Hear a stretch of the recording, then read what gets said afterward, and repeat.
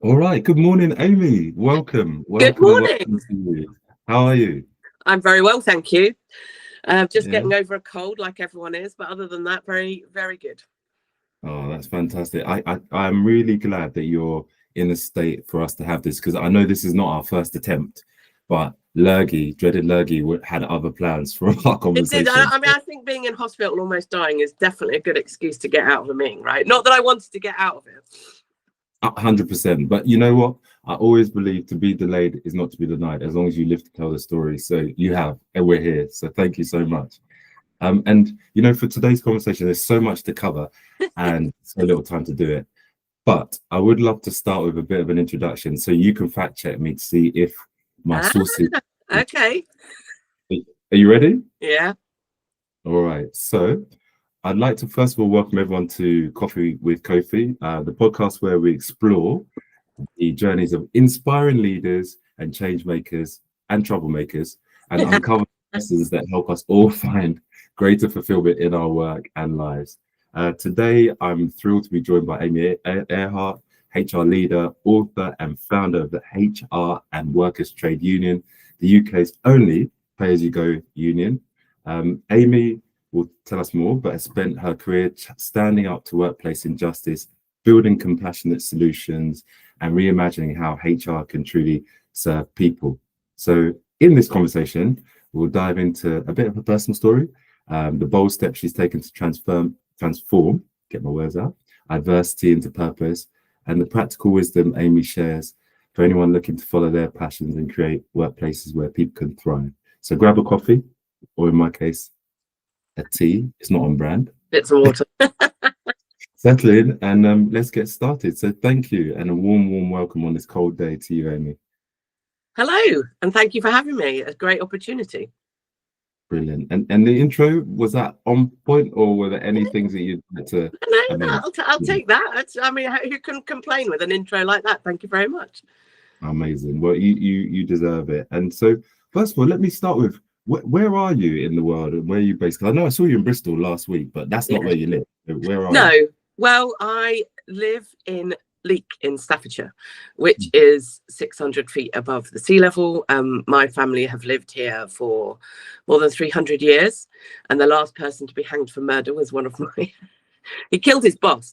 So, but that's a different story, right? So, Mm-hmm. I've come back to my roots, and I live here. Actually, live with my parents following divorce. But you know what? I love it. I love Leek. It just feels like me. It's this strange mixture of creativity, resilience, and yet there are lovely buildings, amazing people. I like it here. Yeah. Oh, wonderful. I often look forward to seeing your LinkedIn posts where you may be on a high street or somewhere, just sampling some of the traditional wares, and I'm like, oh, Yeah. that's England. That's proper England. Yeah. It's lovely, and I mean and for someone who runs a trade union, there are very strong workers' roots rights here. Mm, In that, it was basically it's been a market town since 1200s, but then it mm. became an industrial town because the water's so pure. I'm really close to Buxton, Oh, and to make silk, to dye silk and give it a color, you need really, really good water. So they built mhm, canals to here and basically mills so that people could dye the silk and then machine it. And my grandparents left school at 14 to work in the silk mills. Then my grandfather became one of the first full-time trade union reps for the amalgamated textile workers. no Um, way.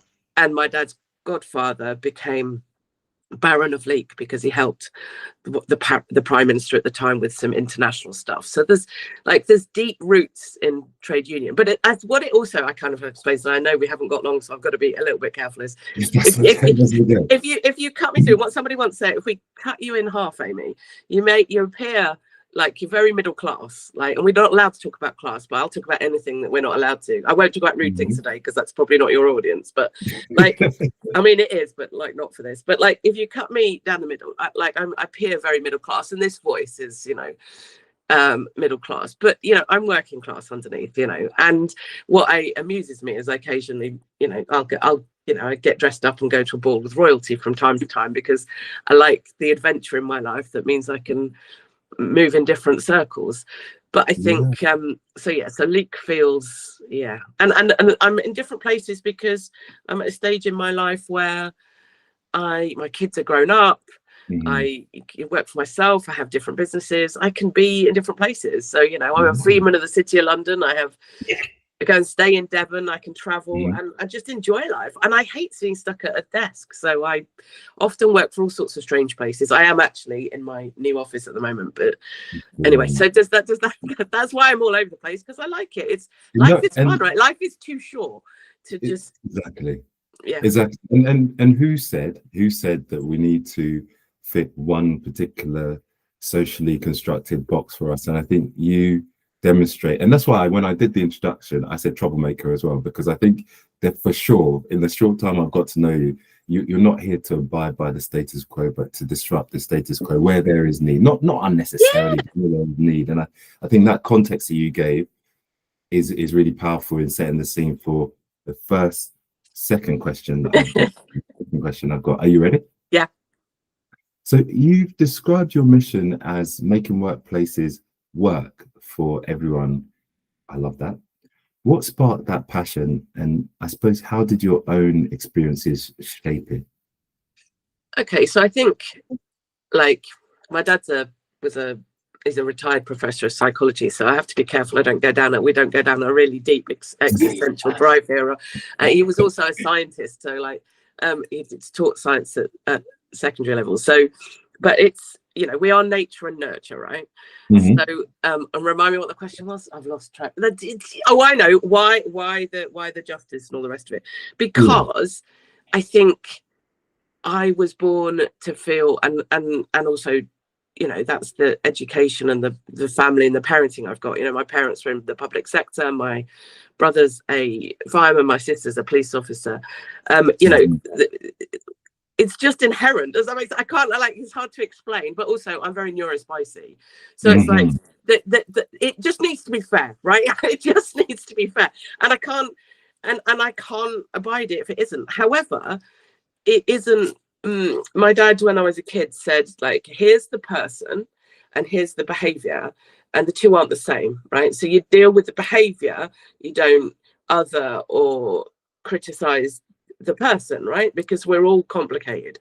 And I just took that to heart. So people kind of think, well, is it a particular, you know, you're always going to stick up for the employees, or you're always going to stick up for the employers? I mean, that's a criticism of a lot of HR, that people say, well, the employers say you're not enough on our side, and the employees say you're not enough on our side. And I'm like, I'm on nobody's side except fairness. And we're in the trade union. Sometimes I have people come to me and they like, well, I just want to get some money out of my employer. And I'm like, rock on. That's like, what? Unless I'm not, this isn't a shakedown. Like, I'm not here to get money out of it. However, if you've been treated badly, then I'll use any tactics to help you get that back. But I won't go. Sometimes they want me to go too far. I was like, hold on, there's people at the other end of this, right? I don't want to destroy someone's life. It's about rebalancing it. What a lot of people want, whichever side, is to do that, right? And I'm like, no, fairness. And I do that on both sides. So I still do some HR stuff. I tend to get called in to do things like investigate chairs of boards because they've done something dodgy in charities and things like that, or the CEO. I'm the person they send where they're like, this could blow up and we need someone to be seen by the outside world as independent. We don't want someone that just seems so. So when you say, going back to the, like, why, I just it's like, it's who I am. I can't.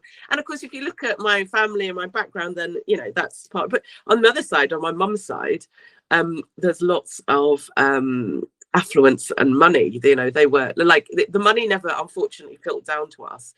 But but the stories and stuff. I've got a picture of a great great aunt, with Noel Coward, on a cruise ship, and then in Monte Carlo, and she ran a chain of businesses and had a a friend. I mean, she was gay, look, but you know, she didn't. But she ran her own businesses. She had a Rolls Royce. She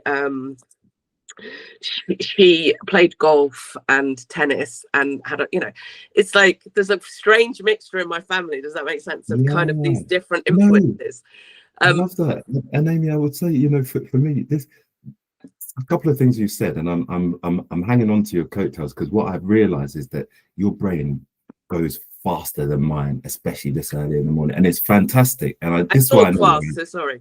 No, and this is why I know you're so good at what you do, because you can conceptualize so many different things and really bring them to life. And one of the things that just jumped out to me, and maybe for people that listen to this, is this idea around fairness and equality and the behaviors versus the person to be the thing to be addressed. And I think just building on that probably come through a little bit more in why you've been chosen to be that independent voice of reason and that person that will come in and see things for what they are, rather than be swayed by someone's standing or position, or, you know, a sob story that may come your way. So thank you. But I want to keep us honest, because if we will get into context and keep going with your questions, or you'll never get through.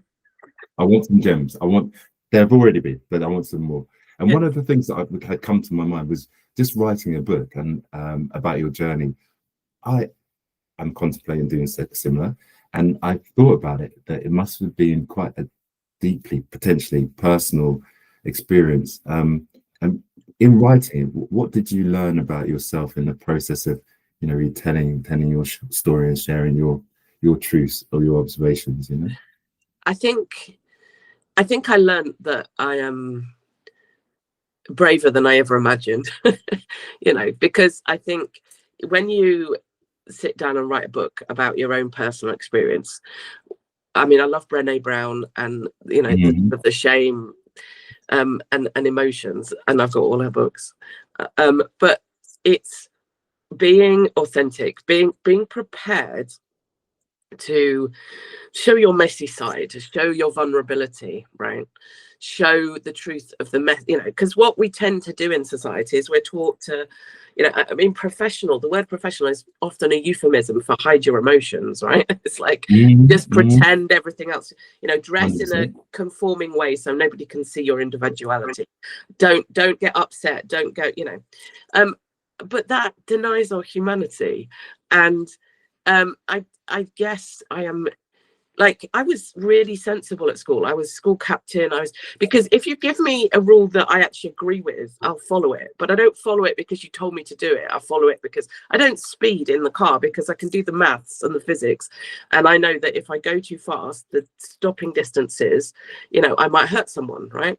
So especially, you know, in children's areas, the reason it's 20, not 30, because like something like the chances of killing a child if you hit them at 20 are 1 in 10, and the chances of killing a child if you hit them at 30 are like 9 in 10 or something like that.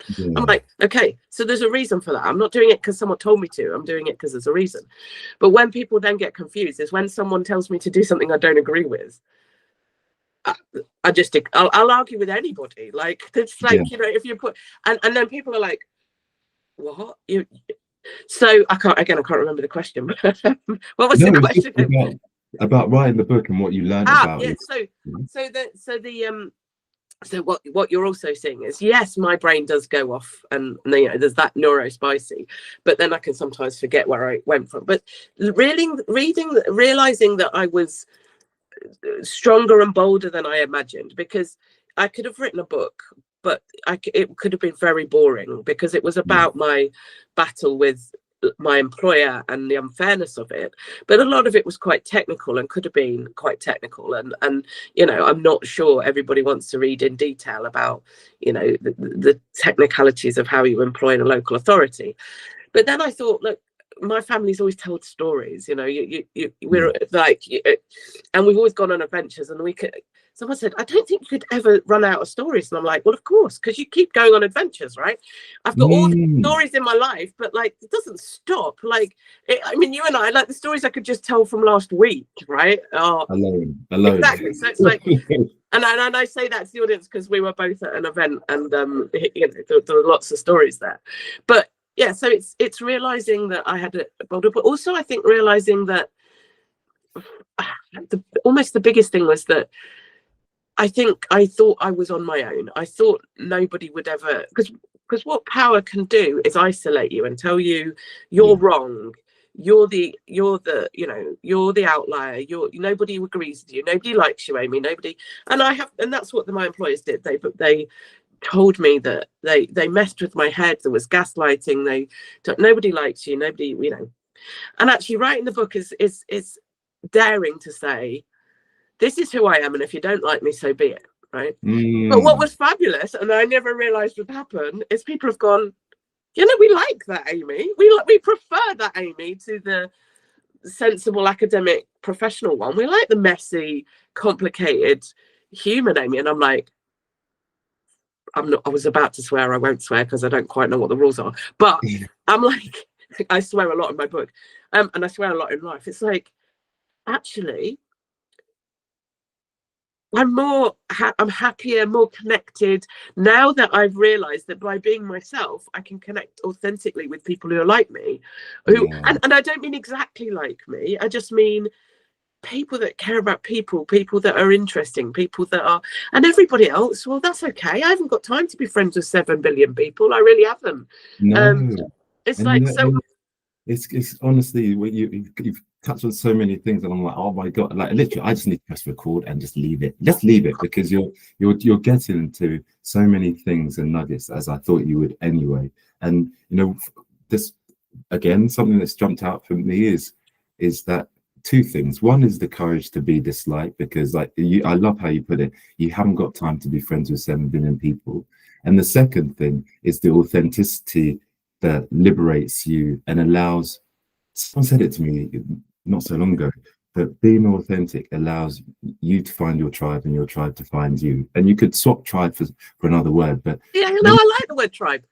When you talk about being professional and sort of being in a box almost, people don't know who they're dealing with. They've got a flavor, but not the real Amy. And when you start to be yourself and your people see this, and what you write and you share resonates, it's just such a lovely place, because then they're with you because they like who they see, and if they don't, let's get to it. We haven't got long to be alive, right? So let's get it's like rock on, and it's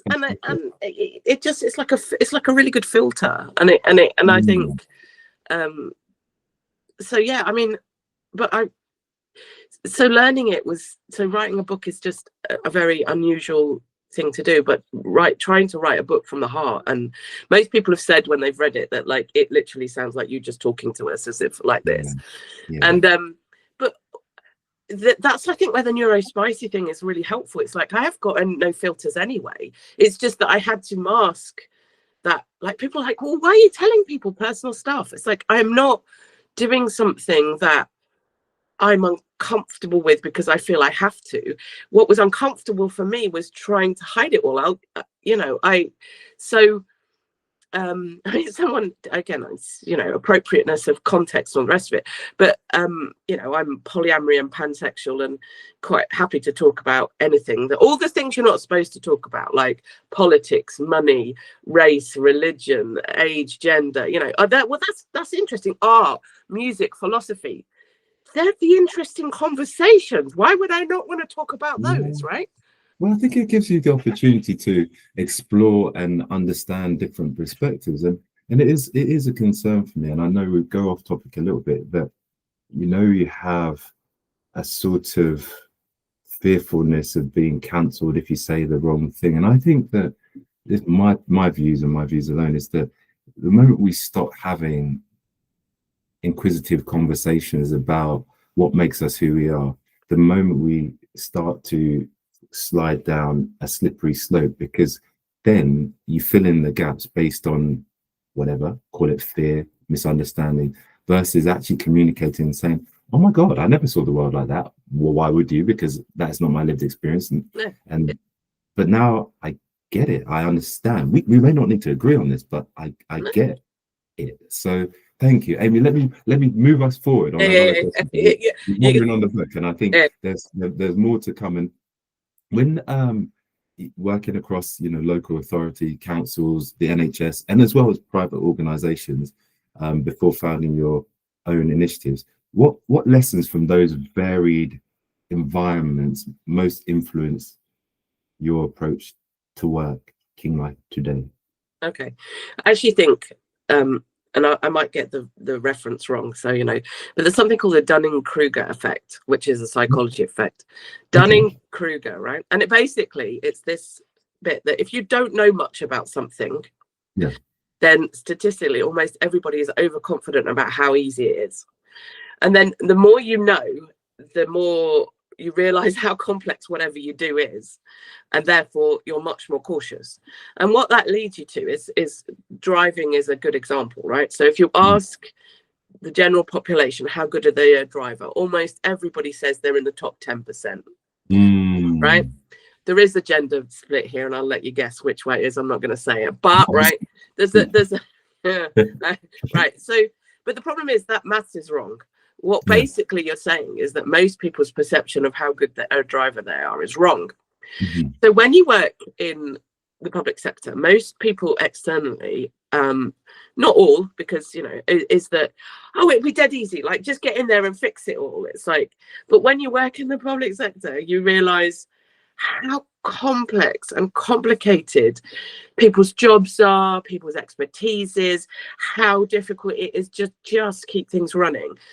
And that you it gives you this kind of like a gratitude that it all works, because people are like, well, it doesn't work. I'm like, no, you call an ambulance, it may take longer than you hope, but that's still free somebody coming with some of the best medical care in the universe and taking you to hospital, and they will do everything they can to fix you. They get it wrong, but that's still amazing. So it's taught me to respect expertise and to not assume, from my perspective as a beginner, that I understand the complexity of someone else's world and their job. And then what that does is I just ask lots of questions. So a lot of people go in just assuming that, oh, well, they're an admin person, that must be easy, or this must be. It's like, no, I'll ask. And then you're like, oh, okay. Now, if you switch from I know everything I know about you to I'm curious, which I am inherently anyway, and you ask lots of questions, actually what happens is you become more knowledgeable. Because so the biggest thing I kind of learned was just how complicated things are, how systems theory. I've done business process re-engineering, lean, I've taught that, I've done it in organizations, and there's a bit about it in my book. But it massively just gives you respect for those areas of expertise. And I think that's something that people don't realize, because in the private sector I had massive kind of imposter syndrome, thinking, oh my goodness, I can't do this. And I remember sitting at a table with supporting a trade union client who was on more than £1 million a year. And I'm sitting down at the table with the chief operating officer of a FTSE 100 company and the chief people officer. And I'm thinking, these guys are all earning more than £1 million a year, right? And running massive businesses. And I was a little bit nervous. I'm like, oh my God, like these are going to be, and they were idiots. And I'm like, fuck me. Oh, shit. That's all right. Hey, you know what? Man, how many minutes? Kirsty, you'll never believe you had a conversation with me without me swearing to like. No, you did so well. You lasted 26 minutes, but you no know way. What? No way. It's like filters, slap it on, so it's only right. for Okay, that's fine. So don't worry, please be free. Yeah, okay. So I suddenly was like, because all they do is throw power and money at everything. Like, so if they have a problem, they just throw money at it. And well, if you can do, like, throwing money is really helpful. Like, you can solve a lot of things if you've got enough money, right? Whereas in the public sector, what you have to do is fix it with no money, no resources, and it's all gone wrong. And that actually makes you really resilient, really creative. And yet everybody thinks, well, you're rubbish. It's like, well, my experience is, okay, bring it on then, because like you do, it's like, and there's this hierarchy of, well, I'm this, so you must. It's like, but a lot of these people get to these positions partly because of their own insecurities, actually. And they just like the sycophants, and I'm like, I'm not a sycophant. Like, over time it's them or they get you. But I want to pick on a thread there that you mentioned, right, which was your propensity to be curious and to ask a question, because it's something that I've observed across corporate life, and possibly, you know, the source of a lot of imposter syndrome for a lot of people, now that I'm pulling at that thread a bit more. Because if the culture is that everyone knows everything, but no one asks any question, well, who really does know anything? And so when to just pulling that thread a bit more, why do you think people don't want to ask questions when they actually don't know the answer? So I think that's complicated, but I think, you know, you mentioned a word called fear earlier. And, you know, a lot of our society is structured by instilling fear in other people because you can control people. Okay. Right. And then you create that notion of fear of failure, and growth, you know, lack of growth mindset. So it becomes admitting that you don't know. So, I mean, there are various phrases that don't get said enough. I don't know. I'm sorry. You know, I think you're fabulous. And there are a whole lot of others, but like, people fear not knowing something, but then it becomes its own barrier. Whereas if you're insatiably curious and you're not you're not scared of being seen as not knowing something, right? You know, how many times have you had someone start it by saying, this might be a daft question, but, right? Yeah. That is socially creating a construct that says, I know that I might be being a bit silly, and I'm sorry if I, you know, it's like, there's no such thing as a daft question. Doesn't, like, just ask a question. Like, you know, there might be an inappropriate question. The timing might not be right. You might have to delay it and say, can I talk about this later? But if you know, so we're shut down, and of course that makes it isolates everyone, and they think, so it becomes about a persona. Well, you can't ask questions, because if you did, that means you don't know anything.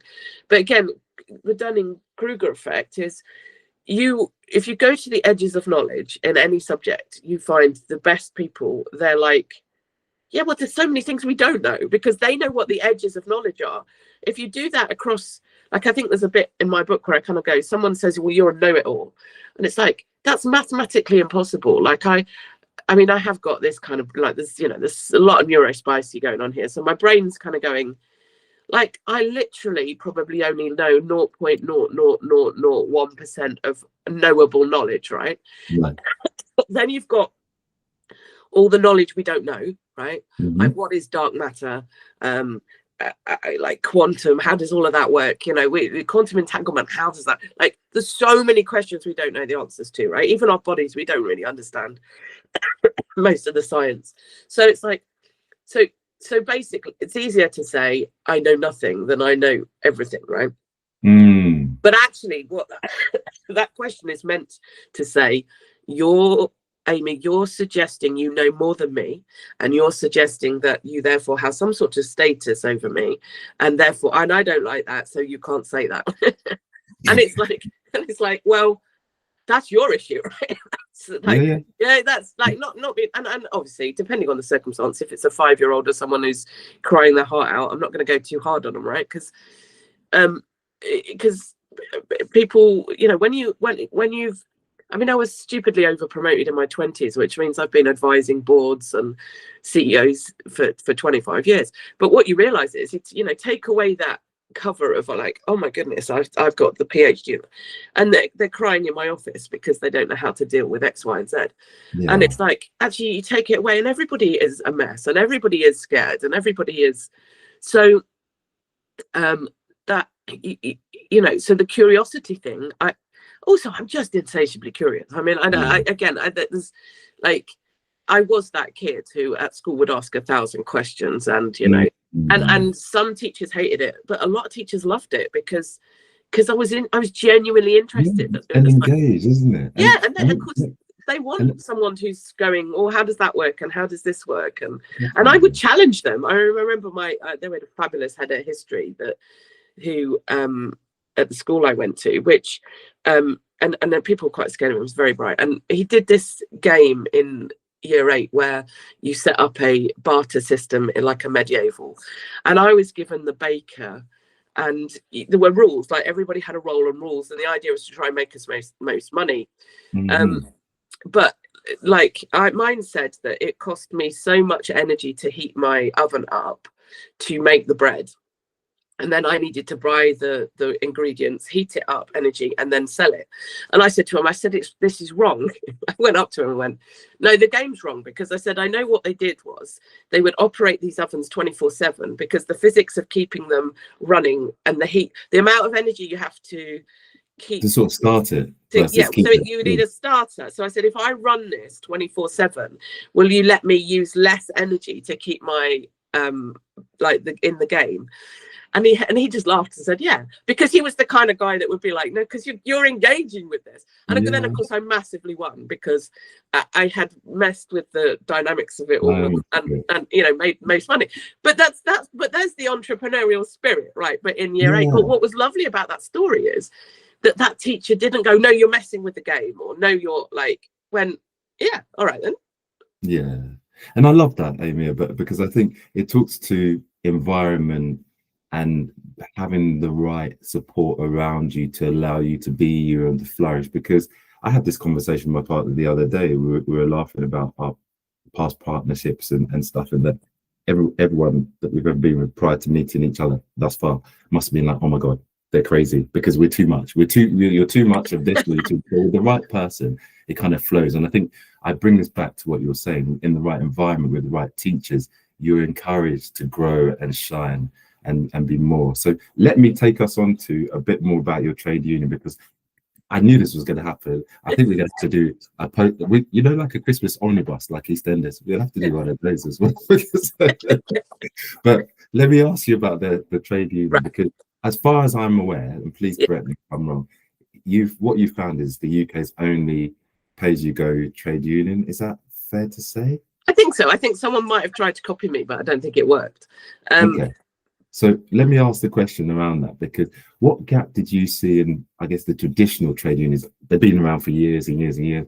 And how does your model empower workers to work differently? And I'm thinking about this from the point of view for anyone that's in our profession within HR, is thinking, I need someone to walk this walk with me.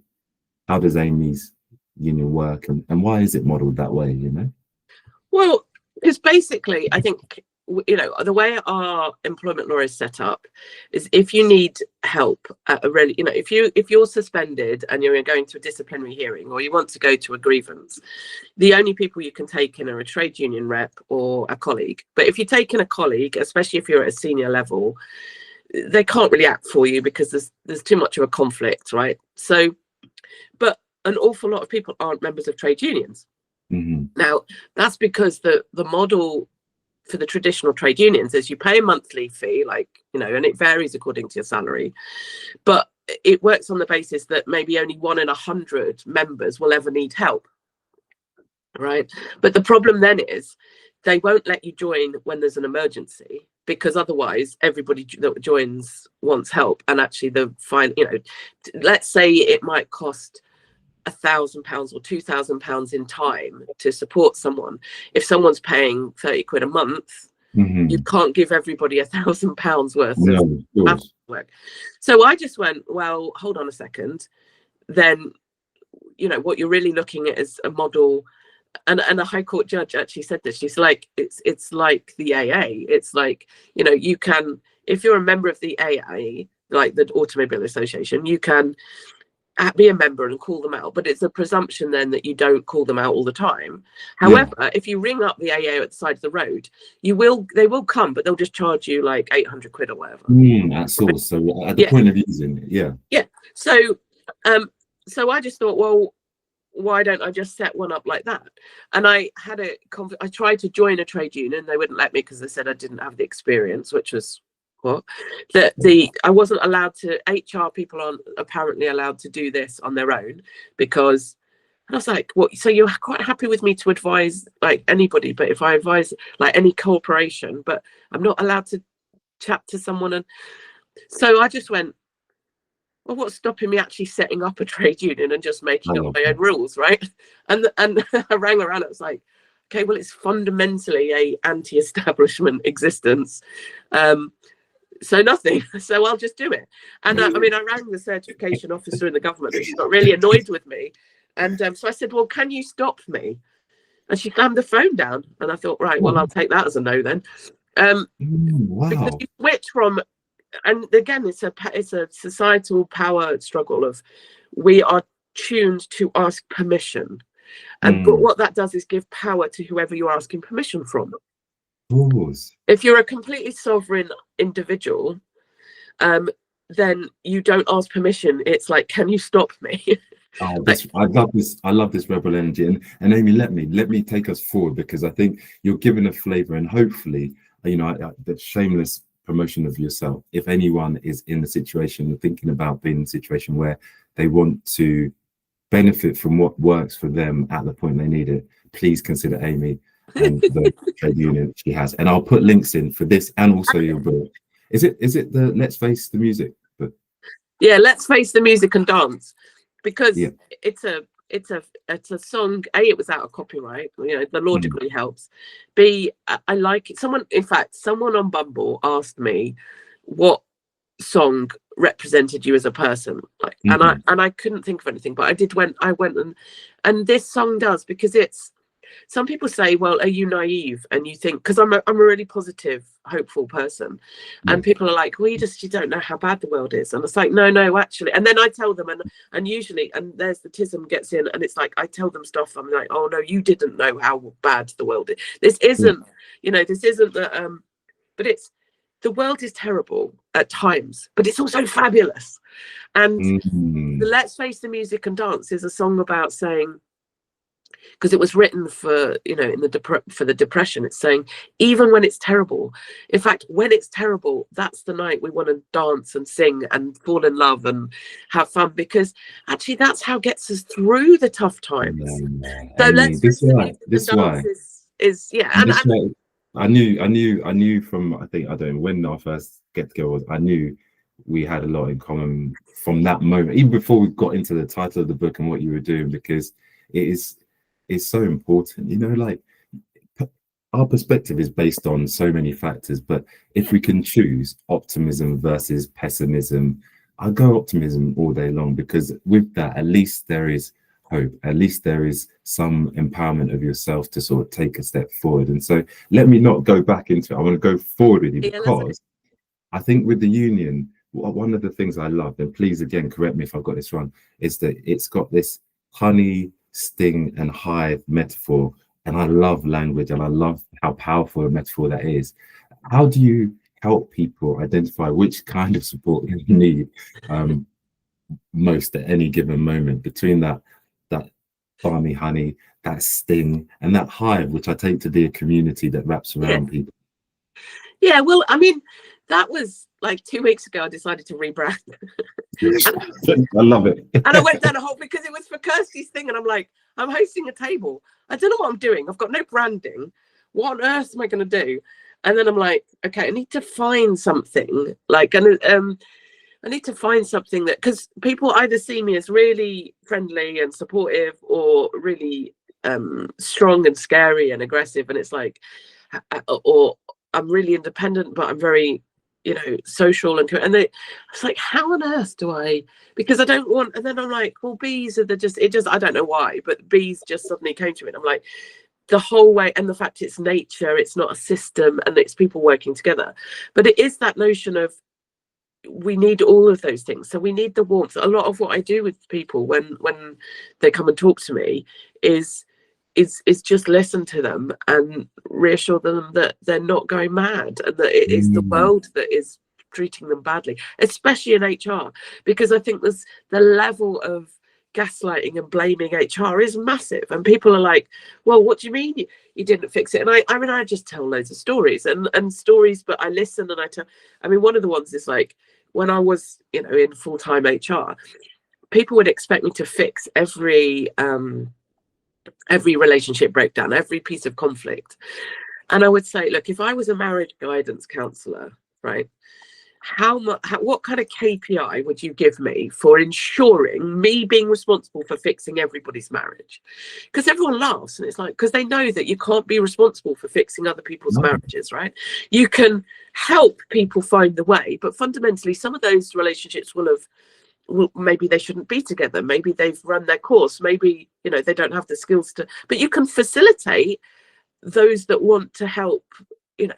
And I was like, well, when you come to us in HR and expect us to fix impossible relationships or individuals who are struggling, you know, whether it's capability or disciplinary, you're basically setting us 100% performance indicator, and then you get angry with us when we don't achieve it. And I'm like, the problem is the perception of the scale, not us, right? Yeah. So a lot of people, but so when, you know, I'm like, but we internalize it, and you know, people feel that they failed and they're not good enough, and it's like, it's not you, like No, it's not you, it's the system, it's having said that, that doesn't mean you can't, it doesn't, so it's then trying to get them to realize, but there are things you can do. And you know, I'm not going to give all the stories away because that's hard to, you know, well, they can't because there's too many, but there's something about having one person believe in you. There's like evidence that one person, when you're having a difficult time, just seeing it from your perspective and believing in you can make the difference between someone, you know. And that's what this is about. It's about, and I don't have all the answers. I just kind of thought that analogy worked and I'll run with it. Because the other thing is, people kind of come to any entrepreneur business and like expect it all to be done and sorted, and I'm like, nah, I'm just still winging it, right? It's just, but it's sort of going in the right direction and it's working. And the whole B thing was just like, let's see what happens. Then I just got playful and I'm like, I'll dress up and what I can buy stuff and I can get. It really worked. I mean, I don't think there are many posts about the events I was at last week that haven't got something about me being a bee. And the thing is, like, or a picture. And I'm like, that's really good marketing, right? That's if you. And Aime, honestly, like, I think you touch on so many things. Like, I don't, we go off topic, and I want to come to AI&ME as well. So please, let's hold some. Okay. The plane must land shortly, but I want to come on to that. But there's something in flowing and going with who you are and letting.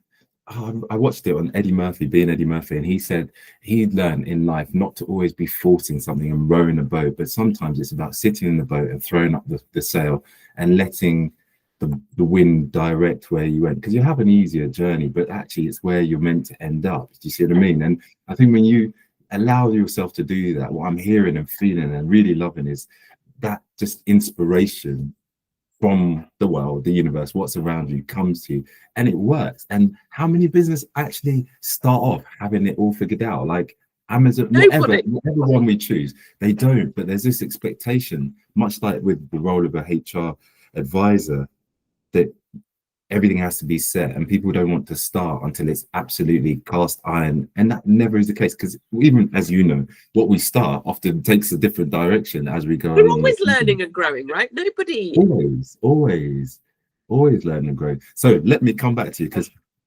this is not fun. Why? I should have, would have, could have. I've got to go to London. Yeah, no, you've got to go. But not yet. All right, you've got time for one more question. That's the question. Depends. I want to do like 2 or 3, but we're going to make some bullets. This is going to be espresso coffee recovery. Are we down? Yeah. Okay, let's do it. So you're building AI&ME, which I understood to be a tool that helps people manage other people. Is that right? First of all, before I ask the next question, because I could get it wrong, how would you describe AI&ME? I'm fascinated by AI. I think it has great potential, but I think some of the people who are building it don't understand people very well. So I want to build a AI system that helps solve problems at work, both helps HR people make their lives easier, but also helps businesses. And you know, I've lent into that, and people like the idea. That I looked at the technicality and I'm like, you know, I can build this. So that then the rest is just a journey, and it's fundamentally, it's like, I don't see what, I think if only white techie finance people build AI, then we're going to get a particular type of AI, right? So right. So and someone said, well, surely they'll do all of this. I'm like, I don't think it would occur to them to try and get AI to solve conflict at work problems. My brother, who I love to bits, who is very wealthy in his own right, and he was like, I said, well, he said, well, why couldn't anyone else do it? And I said, okay, Tom, how would you start? And he looked at me blankly. I said, then that's why I do it. I can do it if you can't. I love that. And he's like, oh, you've got a point. I'm like, that's it, because anyone could do it, but only someone who like me can do it like me, and that uniqueness is. And he's like, well, what if it doesn't work? I'm like, well, maybe it won't. It doesn't, like, that's not a it doesn't, that doesn't matter. It's the journey. It's like, try and see what happens. And he's like, well, what if someone else wants to buy it? I'm like, well, I'll sell it probably, or not, or it's just like, and when every kind of question that people are like, well, what, I'm like, maybe, like, does that matter? I just want to do it, and I think it's a good thing, and I think it's important, because I don't want it, if you let other people do everything, it will be how they construct it. And I think we need diversity. There aren't many women doing it. There aren't many like emotionally sensitive or what people doing it. There aren't many HR people doing, and that's why I think I want to do it. Does that make sense? Yeah, no, it does. And I doff my hat to you, because I haven't yet put together my reflections from our trip to Bristol for Kirsty and Toby's Evolving HR extravaganza. But there was something really powerful about having people that understood what it was to be outside as on the inside, put something together. Because it could be, say, Kirsty, she openly neuro-spicy, but what she did as someone who held empathy for others in the speakers and the whole thing, whether you want to be talked to or hugged, the quiet room, it's good for everyone. And I think when you speak of that, plug to Kirsty for what she did, but plug to you for having the courage to say, actually, I want to bring something. I want to bring Aime to the table, and I want to do what I can do. And yes, there'll be detractors who put the heebie-jeebies into you and say, don't do it. But yeah, keep going, because it's needed. And I want to ask, where is it on its roadmap of development? Because I know that you pitched it. We laughed about that when we met the first time in terms of how that went. Where are you in terms of that journey, and when could people start to get a feel and a sense of what it's about, really? So what was unexpected is that the establishment, Google, Innovate UK, people with money were like, right, okay, so what we want to do is we want you to do it like this, we'll give you money, and I'm like, it didn't feel right. And I'm like, I don't understand. It's like, because what they were trying to do is drag me into running a startup the way that people always run startups, which is and I'm like, I don't want to do it like that. And they were like, yeah, but this is the way that you scale it quickly, make the most money. I'm like, yeah, but I'm not interested in that. It's like, I'm not and well, you need, you've got to do, it's like 80-hour days. No, it's like the hustle. I'm like, have you met me? Like, there's no way on earth that is like that. How's that gonna work, right? And what it was doing is it was trying to, they were basically creating another box and trying to force me into it. And I'm like, and then we're like, well, but this is the way it's done. I'm like, not if I don't want to, right? So I sat down and did a no-code MVP myself to test, could I do it on my own? And I'm like, actually, I can do this. I only got about 90% of the way, but I did it quite quickly. I thought, okay, so I can, but I don't want to do it this way. I don't want to do it with full time. I don't want to do it with all this hustle. And so also I talked to lots of people, including people who have sold their businesses, or people AI businesses. I mean, networks are great, right? And I, at this point, I'm very, very fortunate at the kind of people who, who I had conversations with. And I'm like, the biggest issue seems to be people build something without asking what people want and need. And then they expect to sell it. And sometimes that works and sometimes it doesn't. I'm like, I'm not interested in doing that. I want to work out what people need and build that, right? Brilliant. So actually, I've taken more of a model of like, if you were organizing a party or a holiday and you say, right, on this date, it's going to be launched, but actually I want to find out, well, what does it look like? Where would you want it to be? What does, right? And basically build the audience and the customers first, because the technical stuff isn't difficult, right? They'll con you that there's this big, oh my God. Now, building the first LLM was really difficult, right? but what exists now. And then the people are like, yeah, but you're not supposed to understand techie stuff like that. I was like, well, yeah, right. So you don't want me, or you're not supposed to understand finance and not it, yeah, whatever. That's your problem, right? Not mine. So I'm going to do it that way. Equally, there's this thing of you've got to give everybody everything now. Well, what I've realized is my brain goes all over the place, and without intending to, I drop stories and all the rest of it, or people are now going, so what is it, and tell us more, and we won't get on board. And I'm like, that's good sales, right? That's and well, you're building this sort of demand for it. And I gutted, Amy, because I'm gonna have to run and leave a cliffhanger around the fact that you're the best way to leave it. But I love how you're approaching it from the point of view of giving people what they really want rather than what we're told to push, and in that way. And so I do wish you all the best, and I think we do need to come back and do an omnibus edition, because I think sometimes it doesn't have to be like the whole, we have to sell the steak, there's the sizzle. And I'll need to watch this back, because I think as you've told your story so organically, so beautifully, so in the way that I knew you would, there's some things that I need to go back and listen to in terms of how you come to be where you are, and you're just doing it your way. So thank you so much for saying yes. It's been a pleasure. And not being sick and dying. Would have sucked. That's, well, yeah, no, that was good for me too. So I'll let you go, but yeah, thank you so much, and we'll come back and Been we'll a pleasure. Oh, this is awesome. All right, have a great day. And you. Bye. Cheers.